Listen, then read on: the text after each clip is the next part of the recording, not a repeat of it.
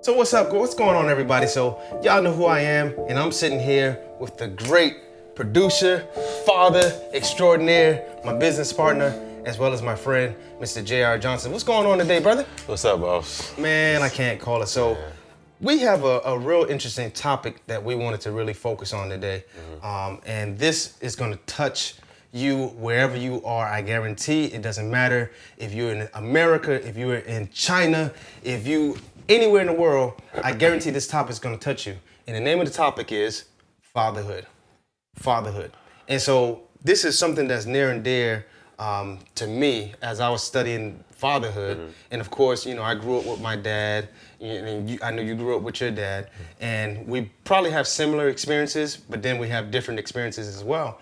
I want to start this whole thing off by asking you, you know, what has your dad meant to you in your life? My dad meant a whole lot to me because, you know, though, you know, him and my mom were divorced when I was in 5th grade. He made it, you know, a point to always be a part of our lives. Wow. And, you know, some parents, when they're divorced, you don't see the dad. Yeah. And, but I really appreciate that in him because he never gave up on the kids. And he always wanted to be a part of our lives. And whenever we needed something, he was always there. Wow. So from there, growing up, you know, he's always, you know, been a part. Man, that's awesome because, you know, a lot of kids don't get that, No. you know, especially, and this is another thing I want to segue to as far as like your dad did what I call an example of a true father.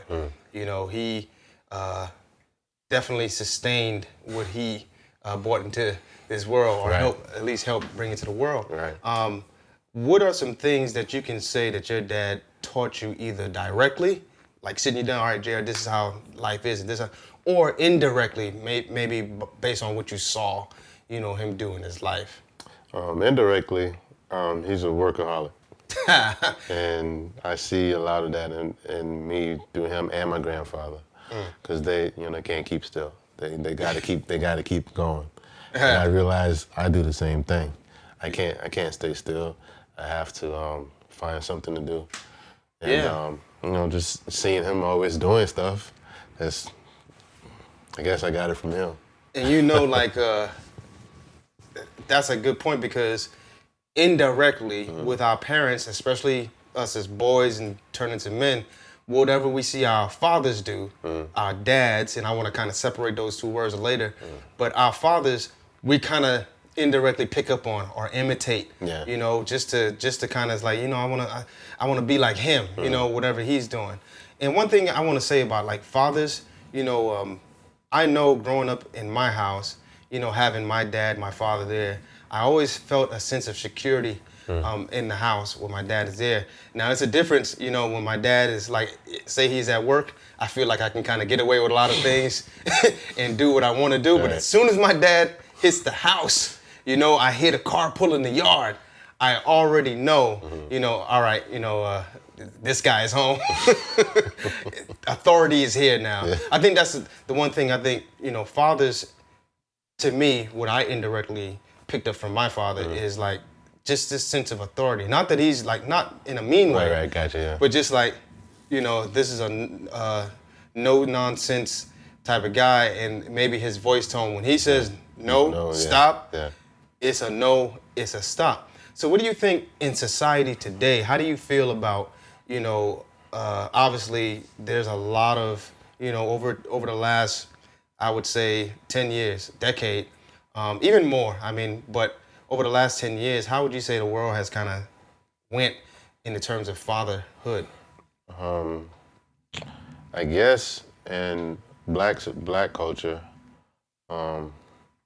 it seems as though that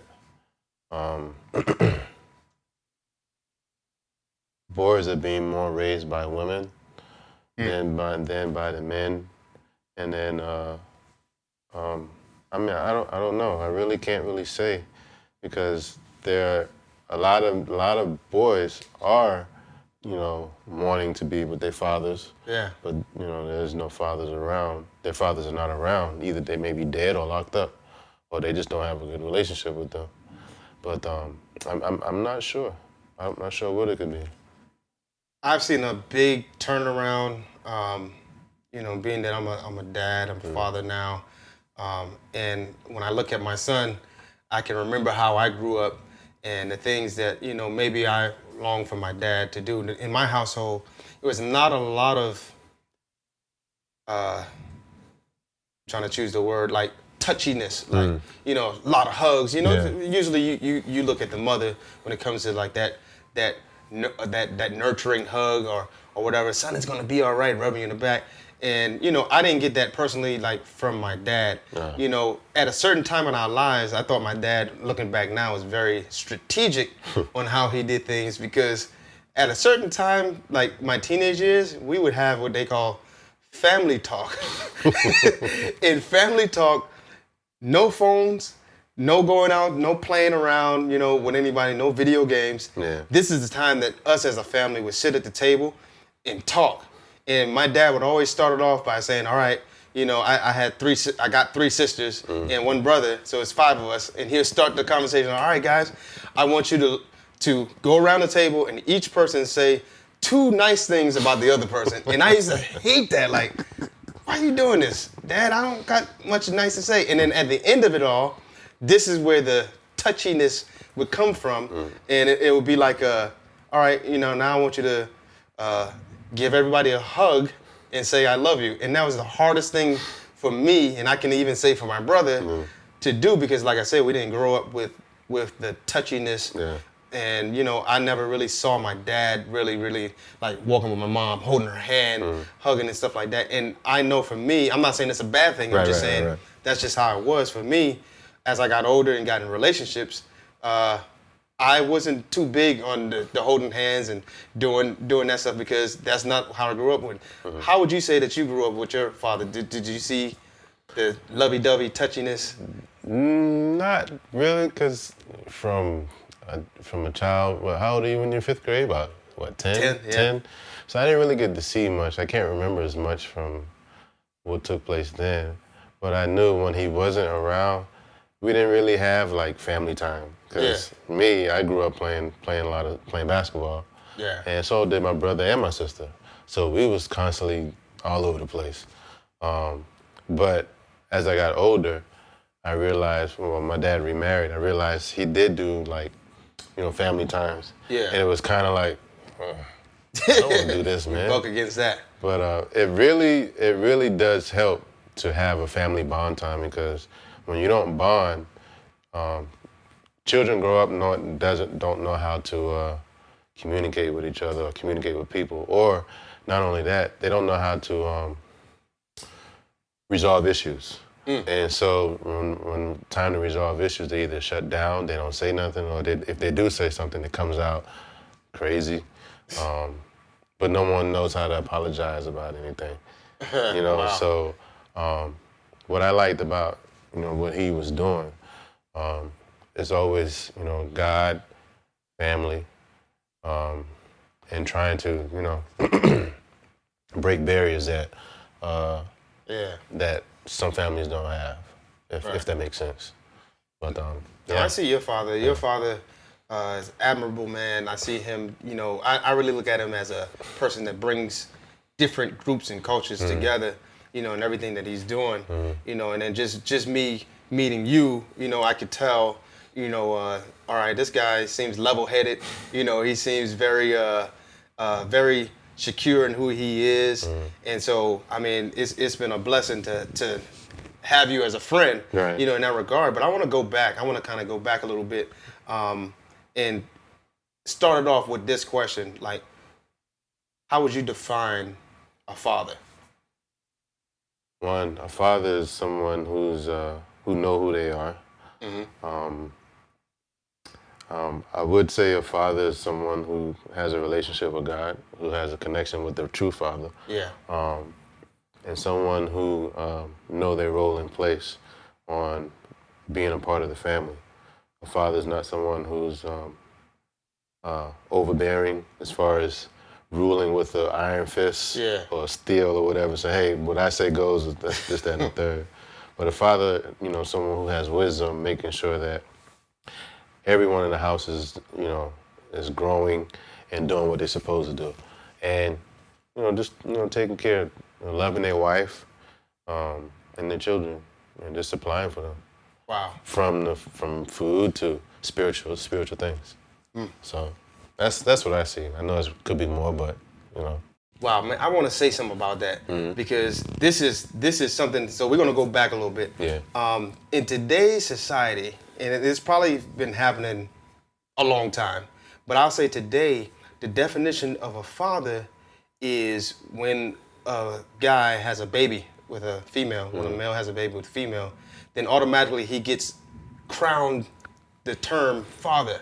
And whether he chooses to be there or not, whether he chooses to take care of the child or not, he's automatically crowned this term father. And the two words, daddy and father, seems to be interchangeable in a sense.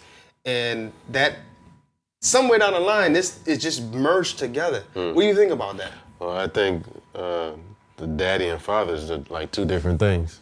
There's a lot of men, they can be daddies, go around making babies, but as far as being a father, being involved in a child's life, that's the role of a father.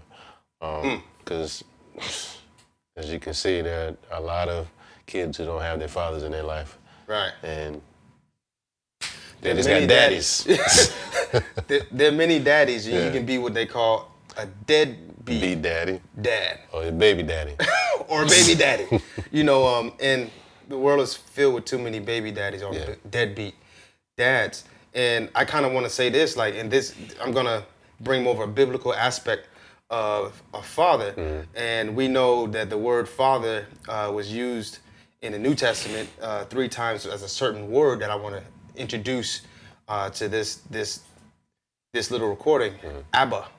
Father, yeah. We heard the word Abba, Father. Jesus used it once in the book of Mark, and Paul used it a couple times in Corinthians and in Galatians, I believe. And that word Abba, Father, if you do some research on that word, I found out this is an Aramaic word, even though Jesus used it in the New Testament, which was written in Greek. Yeah. But this word Abba, I was interested to know, what does Abba mean, and why is that word ascribed to God, Abba? And a lot of what I got was kind of like, this is an intimate relationship, with a child, like a child, like with his father. Yeah. But when I looked a little closer, I realized that the word father, and you mentioned this earlier, you said like roles. I would say like an office, right? Okay. Like an office that someone occupies. Even if they weren't born in that office, they could be voted into this office, right? Like a president. I look at the word, once I learned Abba. So Abba, what I got from Abba was source. Abba is also sustainer. And Abba is also nourisher. And I thought that was really unique because we know women to be like nurturers. Yeah. And because the word father is ascribed to like men and to like a male, nourisher, right? And so source, sustainer, nourisher. And I started researching a little bit more, and there's the Greek term for father is pater, P-A-T-E-R. It almost reminds you of papa, right? Yeah. And it means the same thing, source, sustainer, but it also has another connotation to it. It also means nourisher. And the Latin term for father is a word called fundus. And that word means foundation. Wow. This blew my mind, bro. Wow. When I got the implications of that and I said, okay, they ascribe God as this, source, sustainer, it really made the Bible come alive to me. Because I was like, okay, all this time, because I too was of the clan that said a father is when you have a kid. So until I had my son, Markel, I'm not a father. But according to the definition that he used, that I realized from the Bible, you don't have to even have a kid to be considered a father. Wow. And that blew my mind because it's an office.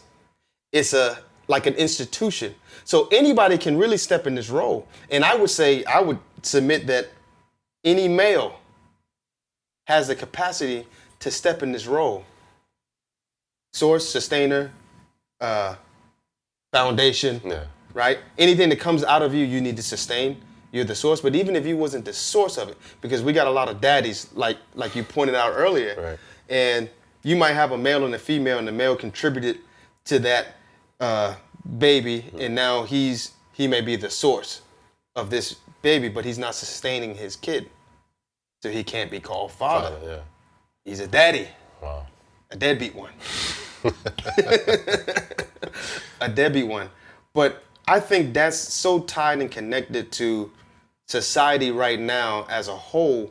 We have a lot of fatherlessness going around in the world. What do you think about that fatherlessness? I know we hear that term thrown around, but when I think about fatherlessness, it's disheartening because one, like you said, fathers are a foundation. Yeah. And without a foundation, you have a broken home. And so, how can you build a home when you don't have a foundation? Wow. So, without fathers, you see a lot of unruly kids. You see a lot of dysfunctional kids. Yeah. And then they grow up to be dysfunctional adults. So, it's very sad that, we have this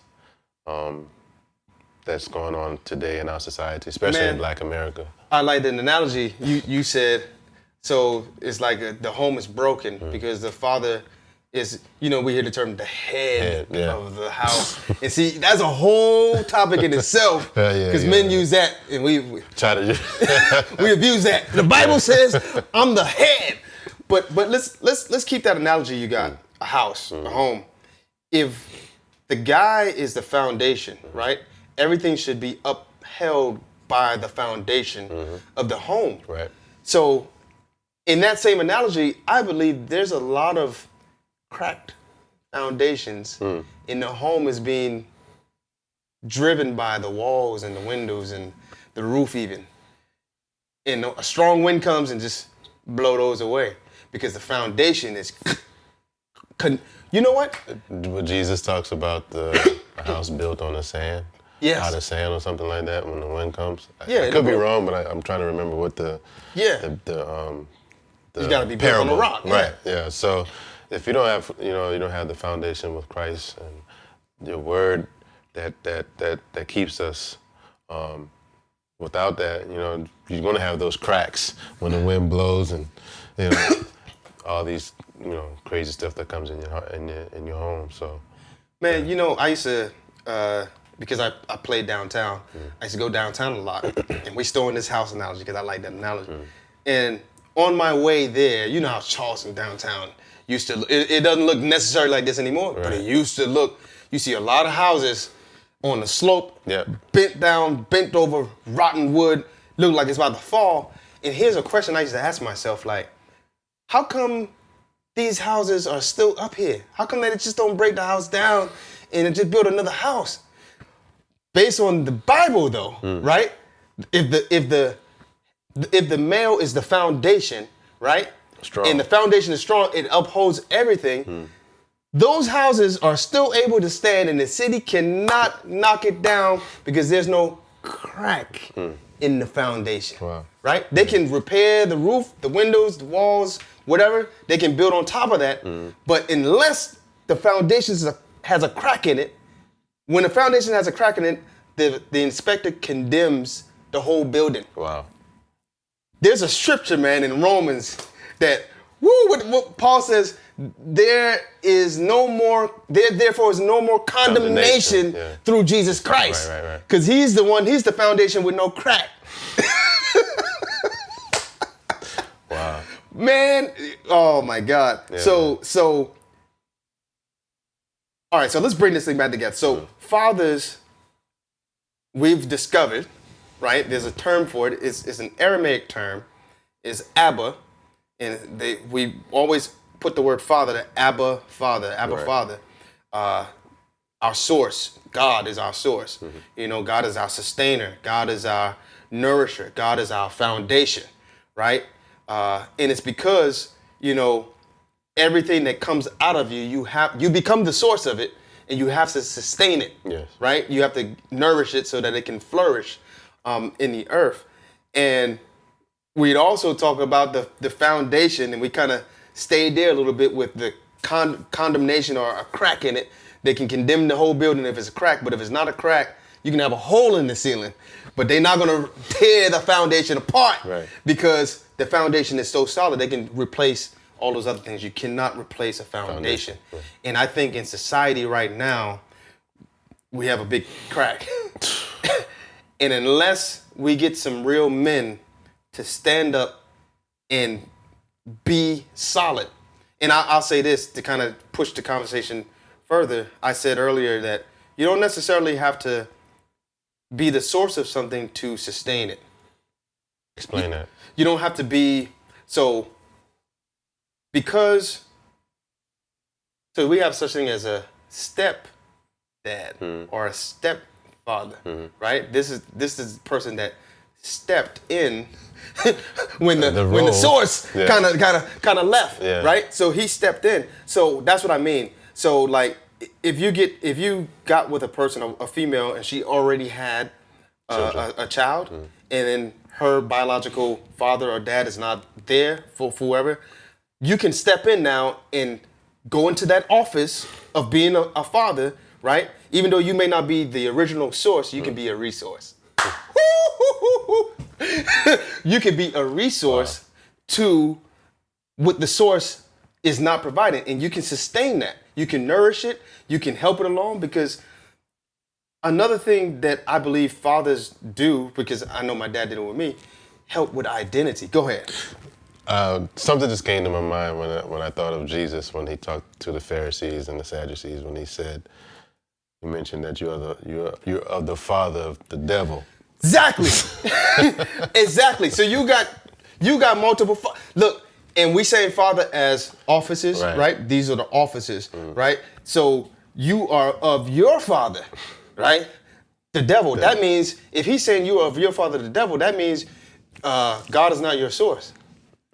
Wow. You know what? Now I was just thinking, because now that you say that, that makes a distinction, because you know how like people says, you know, we all God's children now. Yeah. Wait a minute. According to the scripture, He created us all. He created. Yeah, there you go. There's a difference. We're all God's creation, but we may not all be His kids. Yeah, exactly. We may not all be His kids, because Jesus did say, like you pointed out, you are of your father, the devil. Wow, I didn't think about that, but that is crazy, man. Yeah. But I believe that until we get this concept, I would just say, and right now we just scratching surface, right. You know. But until we get the concept of true fathers, you know, it's going to take that. In Malachi, I believe the last chapter, he says, "I'm going to turn the hearts of the children back to their fathers, and the hearts of the fathers back to their children." And I believe we're in this time that we can see the results of fatherlessness. You have prisons filled with guys. If you go back to their core, you'll see what the issue was. They never had a father. Yep. And I said earlier, a father provides identity with the children. I think I heard someone say that, like you said, the father creates identity in a child. I can't remember who said it, but yeah, I think I heard something like that too. It was so true, because when a dad, it's something about when a dad says something to a child. Right. It's like they become. Exactly. You know? But you know, you know why? So here's what I'm thinking. Thank you. Here's what I'm thinking. So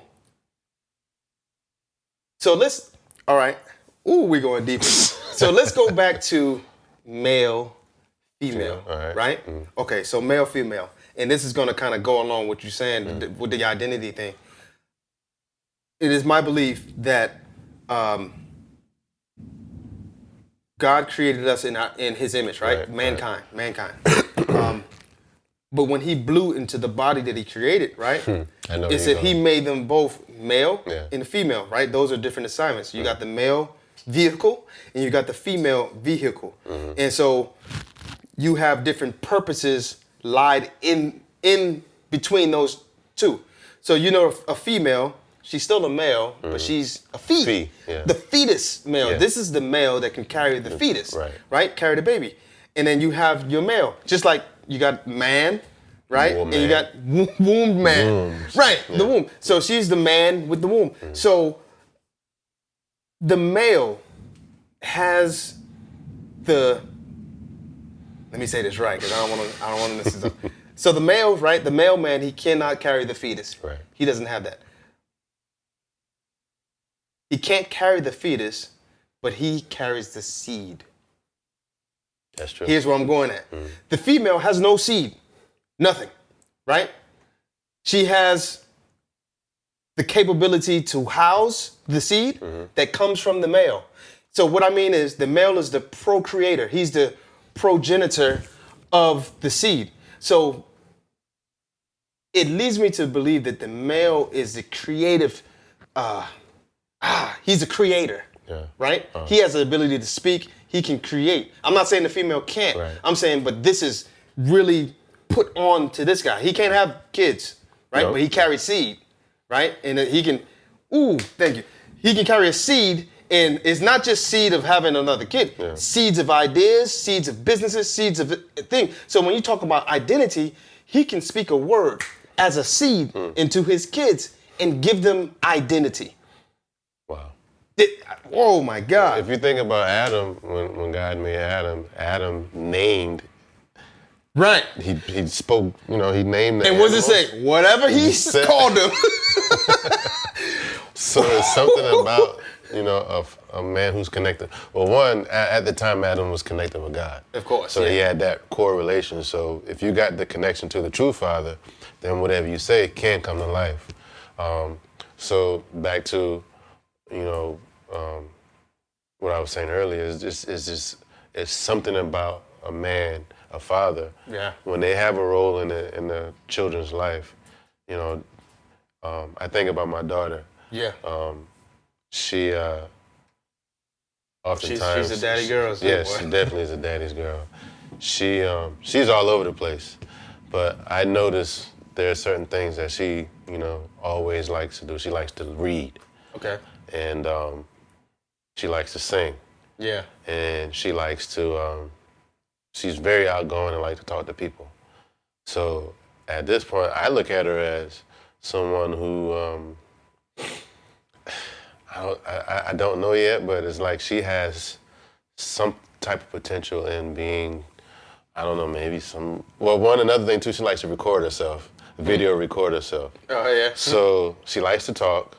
So maybe she might be some type of newscaster or, I don't know, maybe someone who likes to teach kids because she likes to play like she's, in school teaching kids. Right. So if I see something like that in her, I'll try to push her into the direction where she has a passion towards. Right. So that's why I look at, fathers and having a special role in kids' life to help guide them in a direction where, a passion is being developed inside a child. And imagine all the children who don't have that. Wow. Don't have in this case, I'm not even talking about like daddies at this point, like biological, just somebody to step in the gap and just to push them along that path, and help them with their developing. Of course, I have a son, Markel, and I was blessed and gracious enough to get him when he was 6 years old. Wow, yeah. And so I had him ever since then. He's 18 now. And man. He's an old man, and I see a lot of myself in him. He's funny, and he has a big brain, and he has a lot of ideas. And and what I always tell him is like, all right, son, while you're still in the house, my job as a father and our job as parents is to help develop our kids to the point where they can make good decisions, on their own. They can make righteous choices. They can be law-abiding citizens, not only by the laws of the land, but like of the kingdom law.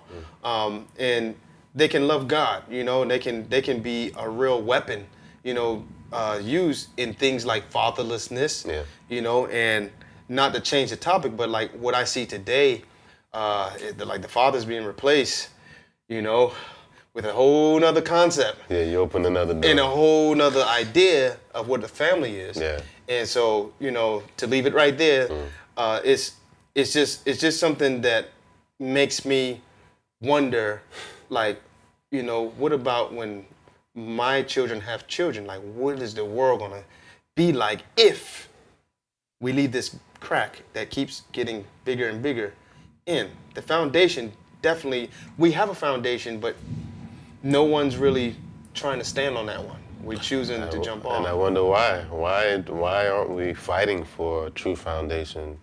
The upright men, those who men that knows God. Why aren't we standing in the gap to keep that foundation the way it's supposed to be? I think sometimes truth has a way of, depending on who's giving it, not sounding appealing, I guess. The lie always sounds better, feels better. It's like sugar. Yeah. Tastes good, boy. Of course, it tastes real good. The truth is tastes like broccoli. We don't really want to eat it. Eat your beans, boy. Like, the truth is like vegetables. Right. And the lie is kind of like fruits, or not fruits, but like sugar and all this modified stuff. Mm-hmm. It's a waveable type of thing. Yeah. But yeah, I think we're gonna end it right here on that note. But like, I'm grateful, man. I'm glad you came and joined me with this. First episode, Fatherhood. We're gonna be doing this thing up and just kind of going deeper. If you want to be a guest, and come on, and be here with me and whoever, because I want to do a panel. Yeah. I want us to have, like, it ain't gonna just be 2 one-on-one. It's gonna be like a whole group of hungry fathers. I want to get some hungry fathers, hungry men.